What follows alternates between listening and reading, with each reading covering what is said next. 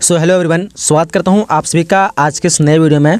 जैसे आप सब पता होगा, आपका एग्ज़ाम जो है काफ़ी नज़दीक आ चुका है और ऐसी स्थिति में आप लोग को चाहिए कि अधिक से अधिक उन प्रश्नों का अध्ययन करें जो कि आपके एग्ज़ाम की दृष्टि से महत्वपूर्ण होगा, जो आपके एग्ज़ाम में आ सकते हैं। तो इन्हीं स्थिति को मैं आप लोगों को देखते हुए आप लोगों के लिए कुछ महत्वपूर्ण प्रश्न का जो मॉडल सेट लेके आया हूँ। तो आप मुझे उम्मीद है कि इस वीडियो को अगर पूरी तरह से देख लेते हैं तो आपके एग्ज़ाम में काफ़ी अच्छे स्कोर ला सकते हैं। मैंने जितने भी मॉडल सेट महत्वपूर्ण होगा मैं आप लोगों के लिए प्रोवाइड कर दूँगा, तो हमारे साथ बने रहें और वीडियो को लाइक करके कमेंट बॉक्स में बताइए कि अगला मॉडल पेपर आप लोग को किस चीज़ का चाहिए, क्योंकि यहाँ पे आपको कंप्लीट सभी सब्जेक्ट के मॉडल पेपर मिल जाएंगे बस कुछ ही दिनों में। बस आप लोग थोड़ा वेट कीजिए, धैर्य रखिए, मैं सभी को जो मॉडल सेट होगा इंपॉर्टेंस मैं आप लोगों को दे दूंगा। सो वीडियो को शुरू करते हैं। बस आप लोग को वीडियो को लाइक कर देना है और अपने दोस्तों से शेयर कर देना ताकि उसको फ़ायदा हो जाएगा एग्जाम से पहले।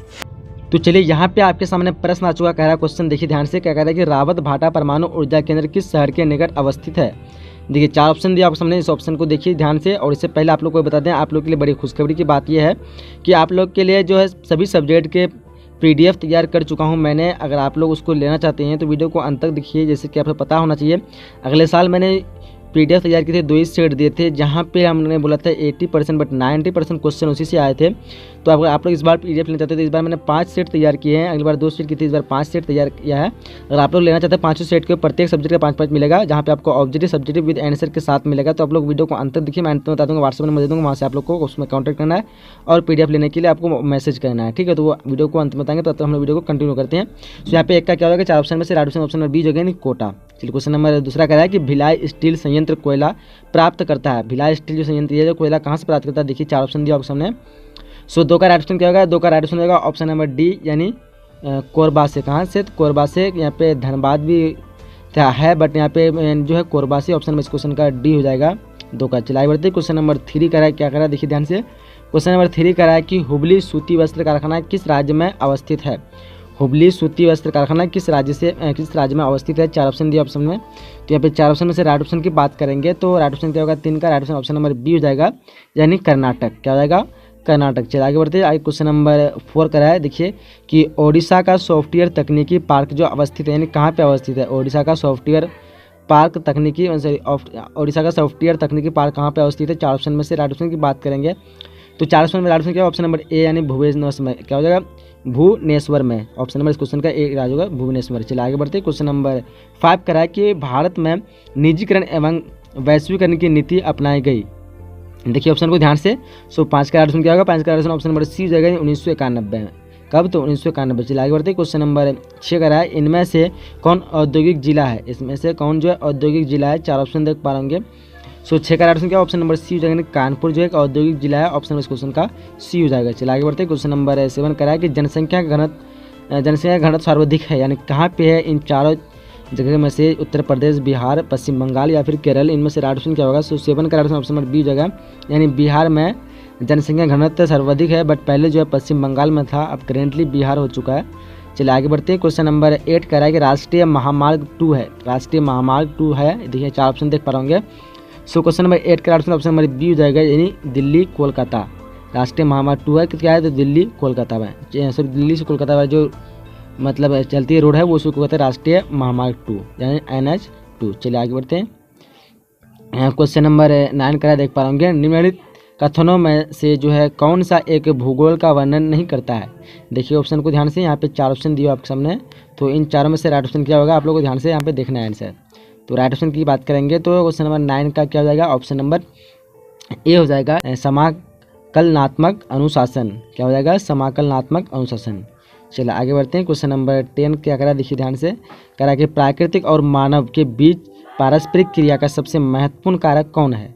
देखिए ऑप्शन को ध्यान से। सो यहाँ पे 10 का क्या होगा, 10 का ऑप्शन नंबर बी हो जाएगा, यानी तकनीक। चलिए आगे बढ़ते हैं। क्वेश्चन नंबर 11 कह रहा है कि जनसंख्या वितरण को प्रभावित करने वाले कारकों में सबसे महत्वपूर्ण कारक जो है कौन सा है।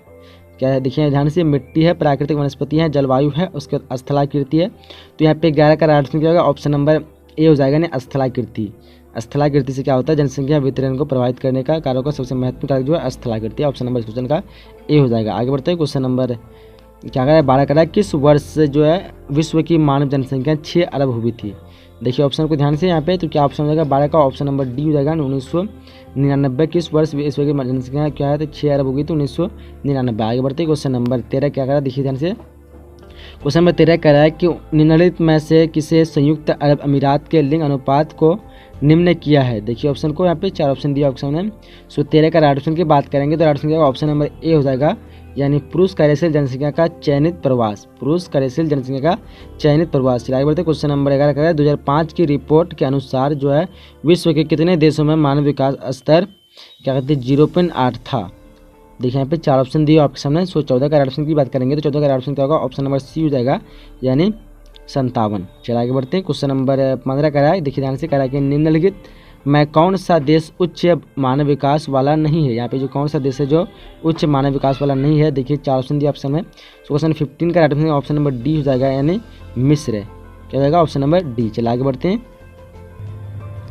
चलिए क्वेश्चन नंबर 16 का क्या देखिए देख पा रहा हूँ, कृषि निर्धारण में किस कारक का भारत में जबरदस्त हाथ होता है। देखिए ऑप्शन को ध्यान से। सो क्वेश्चन नंबर 16 का राइट ऑप्शन की बात करेंगे तो राइट ऑप्शन क्या होगा, ऑप्शन नंबर बी हो जाएगा, यानी वर्षा। चलिए बढ़ते क्वेश्चन नंबर 17 कह रहा है, देखिए ध्यान से कह रहा है कि किस फसल की खेती में बुआई के समय कम तापमान चाहिए। कौन सी यहाँ पे फसल है जिसको बोने के समय हम कम तापमान की आवश्यकता होती है। तो ऑप्शन को ध्यान से देखिए, यहाँ पे 17 का ऑप्शन नंबर बी हो जाएगा, नहीं गेहूँ। क्या होगा, ऑप्शन नंबर बी गेहूँ। चलिए आगे बढ़ते हैं। क्वेश्चन नंबर 18 कह रहा है, देखिए क्या कह रहा है कि किस फसल की खेती पहाड़ी ढालों पर की जाती है। कौन सी यहाँ पे फसलों के जो नाम दिए हुए हैं से, तो देखिए ऑप्शन में दिया हुआ है जूट है, चाय है, गन्ना, कपास है। तो क्वेश्चन नंबर 18 का ऑप्शन क्या होगा, ऑप्शन नंबर बी हो जाएगा, नहीं चाय। चलिए आगे बढ़ते हैं। क्वेश्चन नंबर 19 कराया, निम्नलिखित में वह कौन सा एक सबसे सस्ता परिवहन साधन है जो भारी सामान और लंबी दूरी के लिए उपयुक्त है। देखिए ऑप्शन को ध्यान से। तो यहाँ पे ऑप्शन क्या होगा, 19 का ऑप्शन नंबर सी हो जाएगा, यानी जल परिवहन सबसे सस्ता है। आगे बढ़ते क्वेश्चन नंबर 20 कराया, पनामा नहर जोड़ता है, पनामा नहर को, यानी पनामा नहर जो है किसको उससे जोड़ता है। देखिए ऑप्शन को यहाँ पे, तो राइट ऑप्शन क्या होगा 20 का, तो 20 का ऑप्शन नंबर 20 होगा, यानी कोलोन से। पनामा नहर जोड़ता है कोलोन से पनामा नहर को। चलिए आगे बढ़ते क्वेश्चन नंबर 21 कराया, विश्व का सबसे लंबा झील जो है जलमार्ग कौन सा है। विश्व का सबसे लंबा झील जलमार्ग कौन है। देखिए ऑप्शन को, 4 ऑप्शन में से राइट ऑप्शन किसका क्या होगा, ऑप्शन नंबर 21 का डी हो जाएगा, यानी ग्रेट लेक्स सेंट लॉरेंस जलमार्ग। चलिए आगे बढ़ते हैं। आज क्वेश्चन नंबर 32 कराया कि जल अभाव वाले क्षेत्रों में किस प्रकार की बस्तियां पाई जाती है। देखिए ऑप्शन को यहाँ पे 4 ऑप्शन दिए हुए हैं आपके सामने में, तो राइट ऑप्शन क्या होगा, इसका ऑप्शन नंबर सी हो जाएगा, यानी गुच्छित। क्या होगा, ऑप्शन नंबर सी। चलिए बढ़ते क्वेश्चन नंबर 23 कराया कि रेनडियर किस क्षेत्र में पाया जाता है। रेनडियर जो वो किस क्षेत्र में पाया जाता है, ऑप्शन को देखिए ध्यान से। सो 23 का राइट ऑप्शन की बात करेंगे तो 23 का ऑप्शन नंबर क्या होगा, बी हो जाएगा, यानी टुंड्रा। क्या हो जाएगा, टुंड्रा। चला आगे बढ़ते क्वेश्चन नंबर 24 कराया कि मसाई जो है क्या है, मसाई क्या है। ऑप्शन को देखिए ध्यान से, 4 ऑप्शन दिया ऑप्शन में। सो 24 का राइट ऑप्शन की बात करेंगे तो 24 का राइट ऑप्शन नंबर बी हो जाएगा, एक जनजाति है। मसाई क्या है, एक जनजाति है। आगे क्वेश्चन 25 कराया कि भारत के निम्नलिखित राज्यों में से किस एक में 0 से 6 वर्ष की आयु के बच्चे में लिंग अनुपात निम्न है। 4 ऑप्शन देख पा रहे। सो 25 का राइट ऑप्शन की बात करेंगे तो राइट ऑप्शन का ऑप्शन नंबर बी हो जाएगा, यानी पंजाब। क्या होगा, पंजाब भारत के किस राज्य में जो है 0 से 6 आयु वर्ग के बच्चों में लिंग अनुपात न्यूनतम है।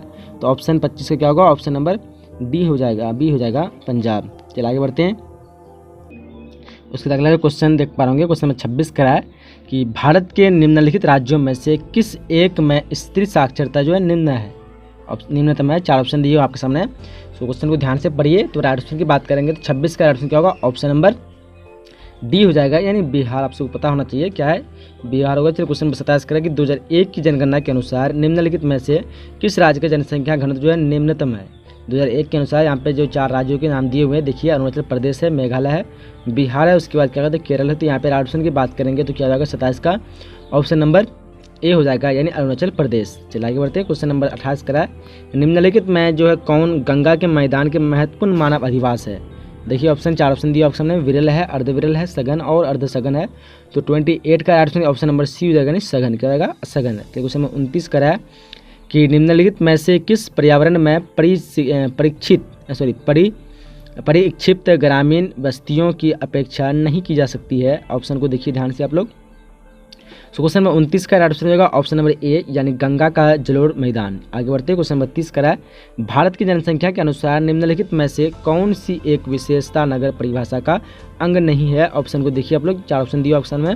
सो ये भी काफ़ी इंपॉर्टेंट क्वेश्चन है। 30 का ऑप्शन की बात करेंगे तो क्या होगा, ऑप्शन नंबर सी हो जाएगा, यानी 75% से अधिक जनसंख्या का प्राथमिक खंड में श्रेणीगण होना। आगे बढ़ते हैं। क्वेश्चन नंबर 31 करा है, क्या करा देखिए ध्यान से कि खरीफ फसल की कृषि जो है किस ऋतु में उगाई जाती है। यहाँ पे ऑप्शन दिया, ऑप्शन में सॉरी मतलब ऋतु में महीना नाम बताना आपको।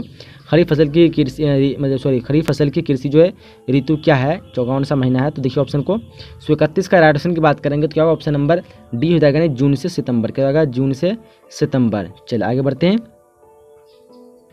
चलिए क्वेश्चन नंबर 32 करा है, देखिए ध्यान से करा है कि घन किमी यानी घन किलोमीटर में दी गई निम्नलिखित संख्याओं में से जो है कौन सी संख्या भारत में कुल वार्षिक वर्षा जो है दर्शाती है। देखिए ऑप्शन को, तो यहाँ पे 32 का क्या हो जाएगा, 32 का right option option number B हो जाएगा, क्या होगा ऑप्शन नंबर बी यानी 4000। आगे क्वेश्चन में 33 कराया कि निम्नलिखित नदियों में से देश में जो है किस नदी में सबसे ज़्यादा पुनः प्रतियोग भौम जल संसाधन है। देखिए ऑप्शन को, 33 का राइट ऑप्शन की बात करेंगे क्या होगा, 33 का right option option number B हो जाएगा, नहीं गंगा, क्या होगा ऑप्शन नंबर बी गंगा। आगे बढ़ते हैं। क्वेश्चन नंबर 34 कराया कि भारत में सर्वाधिक सोना किस राज्य में पाया जाता है। भारत में सर्वाधिक सोना जो कौन से राज्य में पाया था, ऑप्शन को देखिए 4 ऑप्शन दिया ऑप्शन में। 34 का राइट ऑप्शन क्या होगा, ऑप्शन नंबर सी हो जाएगा यानी कर्नाटक, क्या होगा ऑप्शन नंबर सी। आगे बढ़ते हैं। क्वेश्चन नंबर क्या 35 करा कि बिस्कुट उद्योग किस प्रकार के उद्योग से संबंधित है। बिस्कुट उद्योग देखिए ऑप्शन को, तो 35 का राइट ऑप्शन क्या होगा, 35 का ऑप्शन नंबर बी हो जाएगा यानी उपभोक्ता, क्या हो जाएगा ऑप्शन नंबर बी उपभोक्ता। आगे बढ़ते हैं। क्वेश्चन नंबर 36 करा कि क्या कहते हैं ब्राह्म स्रोतीकरण सहायक है। ब्राह्म नहीं है, ब्राह्य स्रोतीकरण सहायक है किससे सहायक है। देखिए ऑप्शन को, तो यहाँ पे 4 ऑप्शन में से राइट ऑप्शन क्या होगा, 36 का राइट ऑप्शन होगा ऑप्शन नंबर 36 का ऑप्शन नंबर यहाँ पे सी हो जाएगा यानी विकासशील देशों में रोजगार बढ़ाने में, क्या होगा विकासशील देशों में रोजगार बढ़ाने में, ऑप्शन नंबर 36 क्या होगा 36 का सी हो जाएगा। चलिए आगे बढ़ते हैं। क्वेश्चन नंबर 27 करा क्या करा कि परदेशियों क्या कहता है परदेशीय नियोजन का संबंध है। परदेशीय नियोजन का संबंध है, 4 ऑप्शन दिया ऑप्शन है। सो यहाँ पे 37 का क्या आएगा, 37 का ऑप्शन नंबर सी हो जाएगा यानी क्षेत्र विशेष के विकास का उपागम, क्या रहेगा क्षेत्र विशेष के विकास का उपागम। चलिए क्वेश्चन नंबर 38 करा है कि निम्नलिखित में से कौन सा एक स्थलबद्ध पोतश्रय है। सो देखिए ये भी काफ़ी इंपॉर्टेंट क्वेश्चन है, तो 38 का ऑप्शन क्या होगा, 38 का ऑप्शन नंबर ए हो जाएगा यानी विशाखापट्टनम। चलिए आगे बढ़ते हैं। क्वेश्चन नंबर 39 करा देखिए कि राष्ट्रीय जलमार्ग संख्या 1 जो है किस नदी पर तथा किन 2 स्थानों के बीच पड़ता है। देखिए ऑप्शन को, सो 39 का राइट ऑप्शन क्या होगा, 39 का right option option number B हो जाएगा यानी गंगा हल्दिया और इलाहाबाद, गंगा हल्दिया और इलाहाबाद। चलिए आगे बढ़ते हैं। क्वेश्चन नंबर 40 करा है कि भारत का अधिकांश विदेशी व्यापार वाहन जो होता है वो किसके द्वारा होता है। देखिए ऑप्शन को, तो यहाँ पे 4 ऑप्शन में से 40 का राइट ऑप्शन हो जाएगा ऑप्शन नंबर सी हो जाएगा यानी समुद्र और वायु द्वारा। चलिए आगे बढ़ते हैं। क्वेश्चन नंबर 41 करा देख पा रहे करा कि औद्योगिकरण से कौन सा प्रदूषण होता है।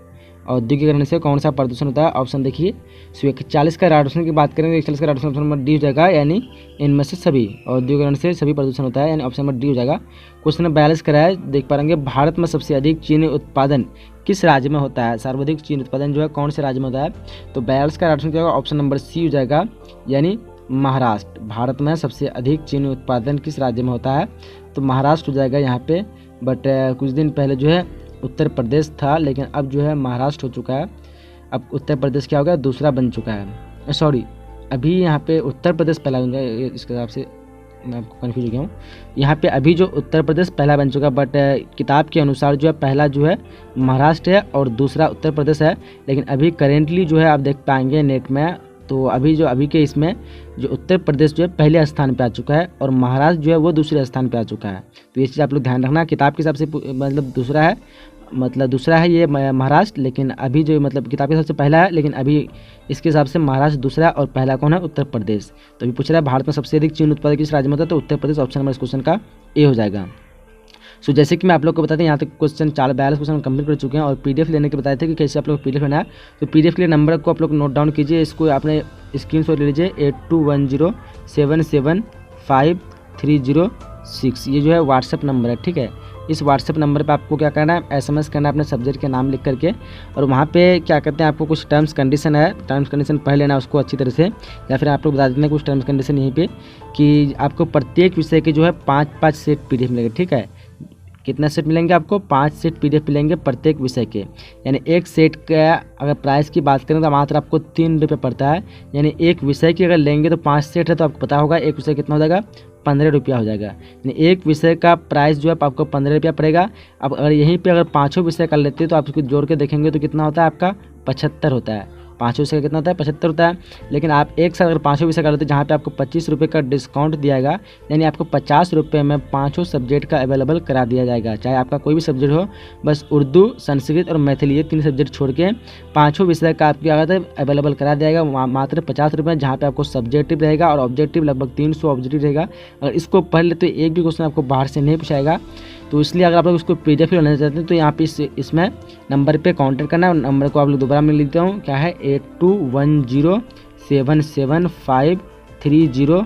इसको पेमेंट के लिए आप बताते हैं इसका पेमेंट कैसे करना है। तो पेमेंट करने के लिए वहाँ पे पेटीएम, गूगल पे, फ़ोनपे सभी चीज़ का एक नंबर दिया गया है। इस नंबर पे आपको पेटीएम करना है या फिर गूगल पे करना है, कुछ भी करना कर सकते हैं। या फिर अकाउंट नंबर भी दिया हुआ है, नीचे में UPI ID भी दिया हुआ है। 3 मेथड दिया हुआ है, 3 में से जो आपको सुविधा उससे कर सकते हैं। अगर आपके पास इस तरह की सुविधा नहीं है तो अपने फ्रेंड से करवा सकते हैं। उसके पास भी है तो आपके नज़दीक में कोई भी मोबाइल का दुकान होगा, वहाँ पर जाना है, उसको दुकान में जाने के बाद उसको वो चीज़ डिटेल्स दिखाना है पेमेंट करने के लिए। वो पेमेंट जब कर देगा उससे स्क्रीनशॉट लेना है पेमेंट सक्सेसफुल का और अपने व्हाट्सएप से भेज देना है और उस दुकान वाले को पैसा दे देना आपको। तो यहाँ से आप उसके जरिए से भेज सकते हैं। भेजने आपको जैसे आप भेजेंगे आपको सब्जेक्ट का नाम लिख करके भेज देना है, आपको तुरंत ही मिल जाएगा, टाइम मिलेगा भेजने में।